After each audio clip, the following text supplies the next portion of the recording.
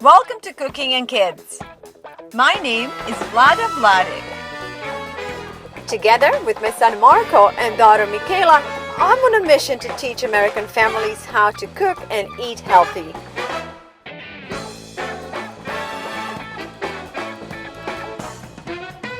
Watch out, junk food, because here we come!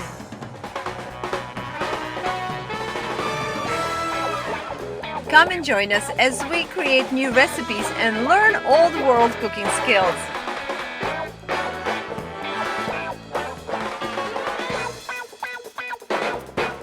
This show is for all of you young cooks and gardeners. So let's get it done and let's have some fun.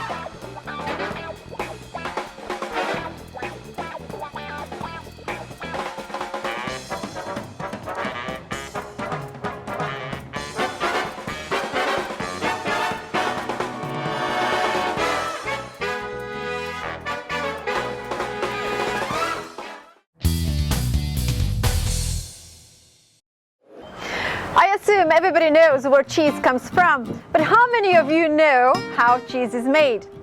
Well, I brought you to the right place, and our episode today is just about that.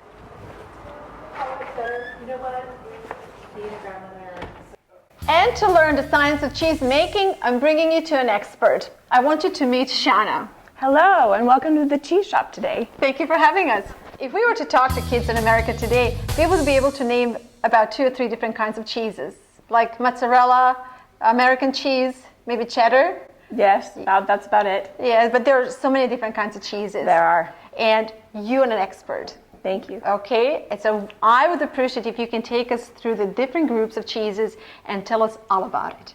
Sure. We're going to start with the 7 styles of cheese that the world uses to describe. And it's based on texture and rind. The first cheese is a fresh cheese, which is soft and creamy. The second cheese is a fresh aged cheese, which is a little bit firmer. If I can stop you and ask you, you said a fresh cheese. What does it mean, fresh cheese? That you can make it that day and consume it that day, and you could eat it that day. So does this cheese have to be made out of particular milk? Like, does it have to be pasteurized, or can it be raw? Or in America, it has to be pasteurized if it's going to be a fresh cheese. Okay, so just for the safety reasons. Yes, 60 days for raw milk. We do make raw milk cheeses in America, but they're required to be 60 days old. I see. Okay, so the next one, how old is this one, let's say? This is 3 to 6 months old, so it's a fresh aged cheese. So it's still going to be soft, and it's still going to have a lot of creaminess to it, but a little bit firmer. And so what is this particular cheese? Can you give us its name? It's Saint Andre, and it's pasteurized triple cream from France. Oh, sounds really good. Mm-hmm. And so what do we have here? So the third variety is a soft ripened cheese, which typically means that the cheese ripens from the outside towards the center, and they tend to be really soft, really soft. Is this something like a brie? Like, is it the same texture, or is it the same? It's creamier than brie. Mm-hmm. Brie is more closer to the fresh aged cheese. Okay, and so what is the next one? Oh, this is the 4th style of cheese, which is very odoriferous, yes. Ooh. They typically have a nice barnyard aroma, and they're washed rind style, which means that they have taken the care to wash the outside of the cheese with wine, sometimes liquors, ciders, different things like that to create the outside rind, which will eventually create flavors into the paste of the cheese. This is a hard cheese, which is our 5th style of cheese in the world, and it's typically aged a long time, usually over a year for aged cheeses. And they can be aged up to 20 years, which is a lot of care and a lot of rent. 20 years. Okay, yep. We're talking about aging cheese. So can you tell me what are some of the oldest cheeses in the world today? Typically Parmigiano Reggiano, cheddars, and Goudas, or Goudas, we say in America. Okay, so they can be aged up to 5 years or more, or longer. Yes, How about the longest? I think currently is probably 20 years. years. 20 years. Yes. Do you hear this, kids? I know. 20 years? Oh my goodness. Well, I also want to point to the difference in a fragrance between this cheese and this cheese. See, my taste buds were trained to say yes to this, okay, and not so much to this. And so that's what we're doing today in this show, is to try to bring different cheeses to you guys, so you will try them and hopefully develop a taste for these wonderful cheeses and kind of go beyond cheddar and mozzarella. Jana, how long have you been making cheese? I've been making cheese for about 10 years now. 10 years. Yes. Professionally, I did it for 3 years. But now I just do it for fun and demonstrations at the store. Blue cheese. Oh, so it's a blue cheese and it's smoked. Okay, we gotta smell that too. Oh yeah, I do smell it. Oh, it's wonderful. Wonderful combination to cheese and smoky flavors. Oh, I love it. Wonderful. Okay, last one. Tell us about the last one. So the last category or style would be flavored cheeses. And this is a naturally flavored cheese from England. It's a white Stilton, which is a cow's milk cheese, very traditional English cheese, infused with lemon zest. Oh, interesting. Yes. So it's more like a dessert cheese or a breakfast cheese or a cheese for salads. So did you hear that? Imagine a slice of this on a warm toast in the morning with a little bit of marmalade on the top. I think you guys would love this. I never tried cheese like this, and I brought a couple of girls with me because I want them to try some of these cheeses and give the comments to other kids and hopefully encourage you guys to try it too. So some of these cheeses I never tried. I'm just as guilty. And so the whole point of us being here today is that we learn something and we try something new, and we hope that you guys will do the same. Yes. Here's a question that I think a lot of people would like to have answered. What turns milk into cheese? What happens to milk to become this? Milk is exposed to bacteria, and hopefully it's... Are we talking about good bacteria? Of course. Okay, good bacteria. Yes. And healthy bacteria that hopefully is of origin of where the cheese is being made, but different cheese styles can require certain bacteria from the region that cheese originated in. Now, let's make something clear with our viewers. It's not a bacteria that just spoils the milk. It's the bacteria actually that works within the proteins of milk. Is that so? Or what happens? Why is this bacteria different than a bad bacteria? And how do we know we have a good bacteria in the milk to turn it into a cheese? Well, it's what they call culture, which is sort of like when you make sourdough, you have a mother culture. So it's something that is locally, usually in the air, that creates the healthy bacteria in the cheese. Oh, that's a very good point. I never thought about this. And although I grew up on a farm, milking cows and making cheeses with my grandmother and my mom, I never knew that a culture that's even in the air and bacteria around our area was making this particular cheese. So is this why certain regions have better cheeses than others? It definitely is an influence. So the natural bacteria within the region influences the flavors profile in the cheese. That is very interesting to learn, because now we have not just the bacteria of the region, but also we have the grass of the region, air, water, and everything else that comes into the creation of a unique cheese. Yes, you bring up a very good point, because to have wonderful cheese, you must have wonderful milk. To have a wonderful milk. Yes. Yeah. The animals have to have a wonderful diet and be happy animals.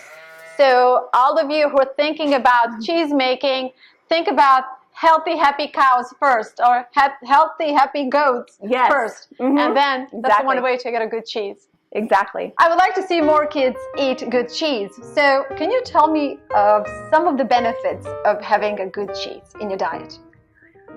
In my opinion, raw milk is a living ingredient to cheese. Did you? It's a little moment.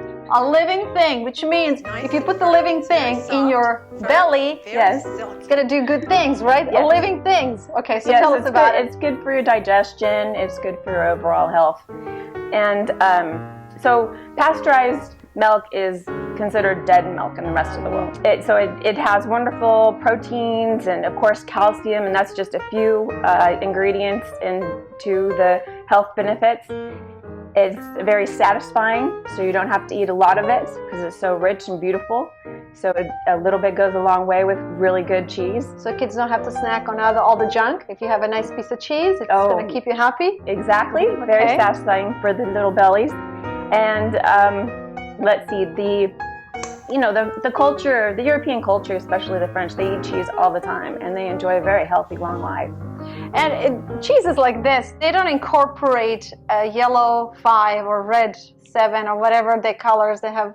Oh no! No, okay. We don't want to see any unnatural flavors, any unnatural colors. Well, no emulsifiers, no cheese-like food. Right. Right. And we're looking at the real deal. Real deal. And with exception to some of you who can't have dairy at all, and I'm one of those people who struggles a bit with dairy, so I do choose cheeses that are handmade and cheeses that are still alive, as you just said. So with exception to some of you who can't have this, rest of you kids, I would highly encourage you to try having a good cheese in your snack. So rumor has it that cheese makes people happy. Is that true? Well, there is science saying that cheese triggers serotonin to be released in the brain, which happens to make people happier. So if you eat good cheese, you will not only be satisfied in your tummy, but also in your head as well. Yes, exactly. So once you satisfy both, do you think people might eat a little less? Oh yes, definitely. So if you eat quality food, usually you will eat less and feel better. That's true. I like that combination. Introducing children to new variety in cheese tastes should start early with mild and then grow their palate slowly with stronger, more flavorful cheeses. So we have a crucial time to introduce new flavors to kids. So it's very good to do it while they're little, right? Yes, but you need to start with the milder cheeses because the child is going to have either a positive, a negative, or a neutral reaction to the cheese. If you give them something too strong at first, they might have they may not like it, and then they'll be turned off for the rest of their life. So it's better to grow their palate with mild to strong cheeses over time. How wonderful it would be that every town in America has its own cheese maker, so the kids could learn all these wonderful flavors and tastes. I have a lot of hopes for all of you, my young viewers. I think that they're going to do a lot better than our generation. I think kids will actually take over all this wonderful food growing and food making, and they're going to do it so much better.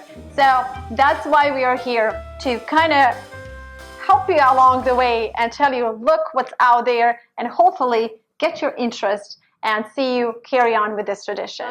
I learned so much, and I think it's time that we start tasting some of these cheeses. So sure, I like to bring the girls in. Yes. Yes, it was time to bring the real critic in.